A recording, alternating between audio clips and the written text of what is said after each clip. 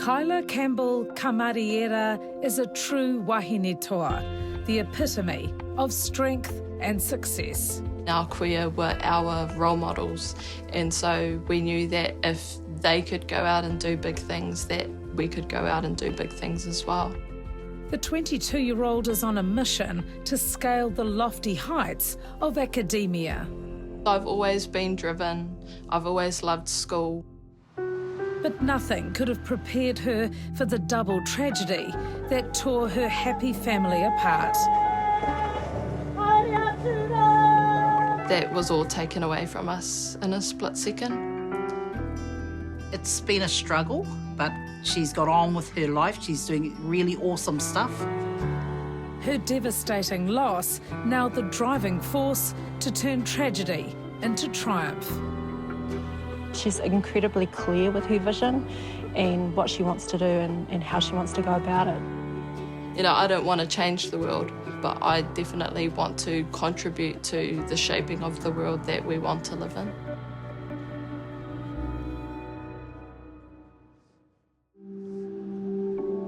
Kyla Campbell-Kamariera is in her first year of a Master's in Māori and Indigenous Studies at Waikato University.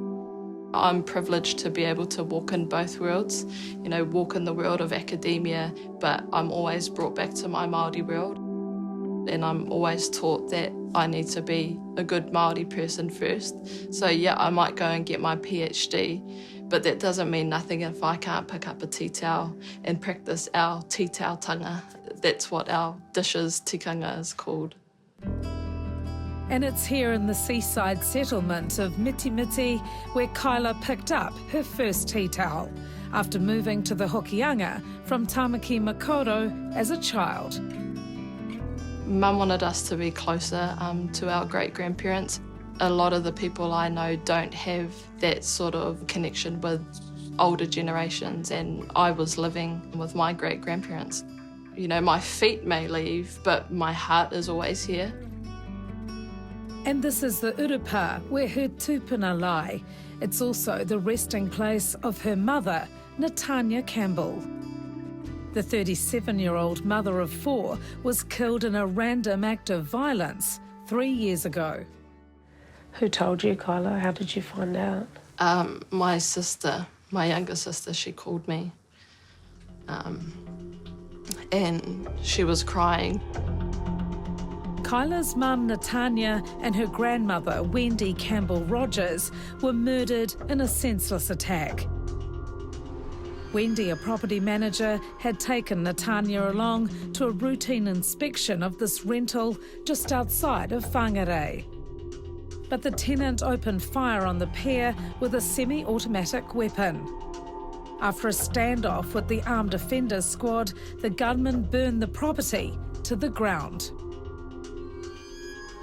How do you make sense of all of that at such a young age as well? I still haven't made sense of it. I was the friend who had her great-grandparents and her grandparents, and then that was all taken away from us in a split second.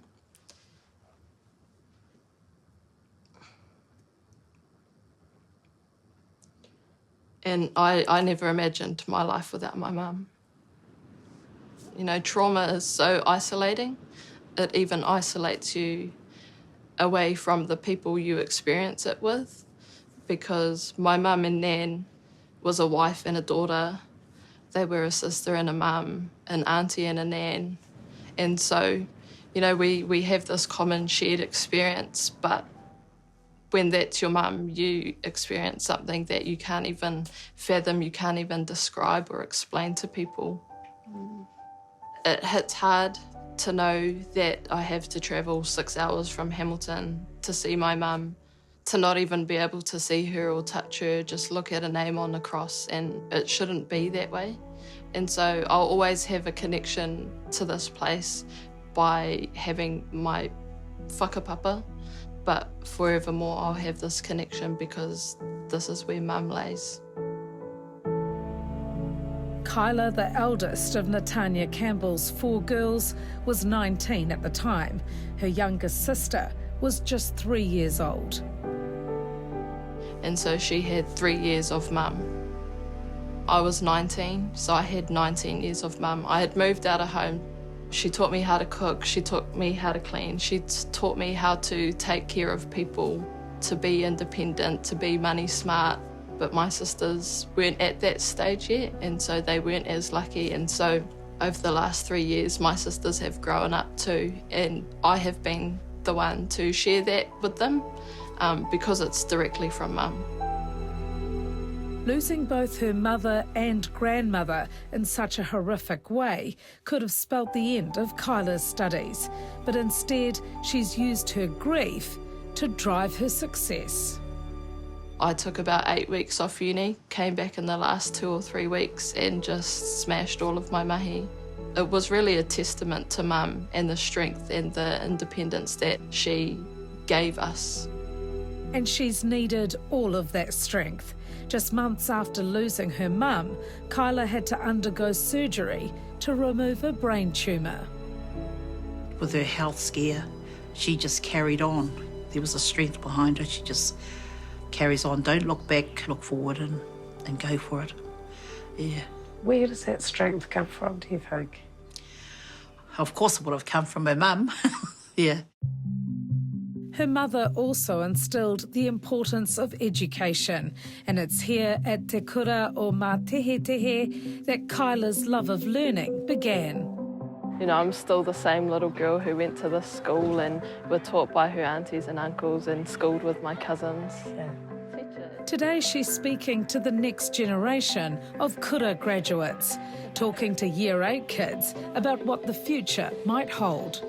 So when you go to university, you can do whatever you want. You can do dentistry, you can study to become a teacher or a lawyer.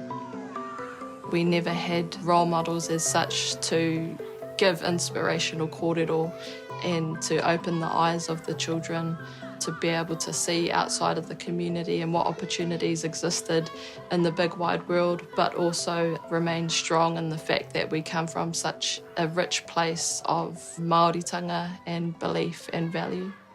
It just gives them, oh, you've come from here. I can do that too.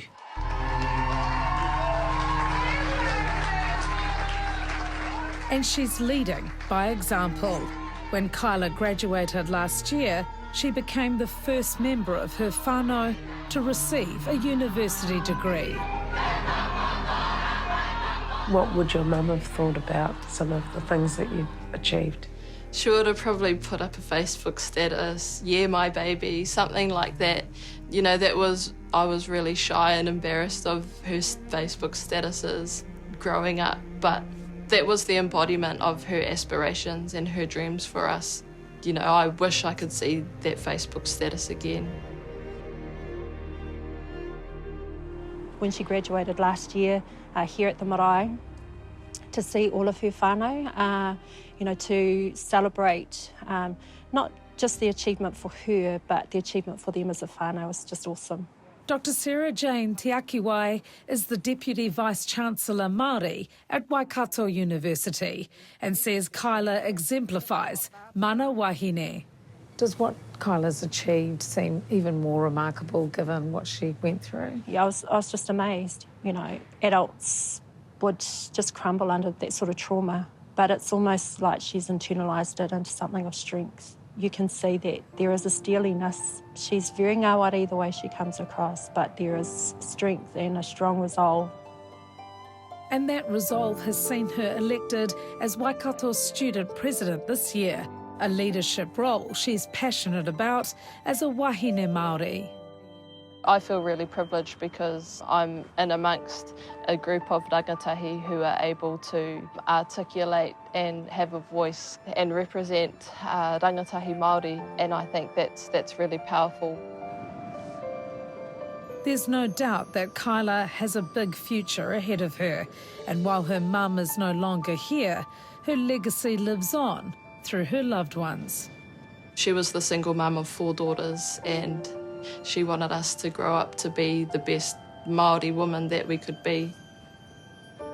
She sought education for me, and I owe her everything. E kore e mimiti te aroha.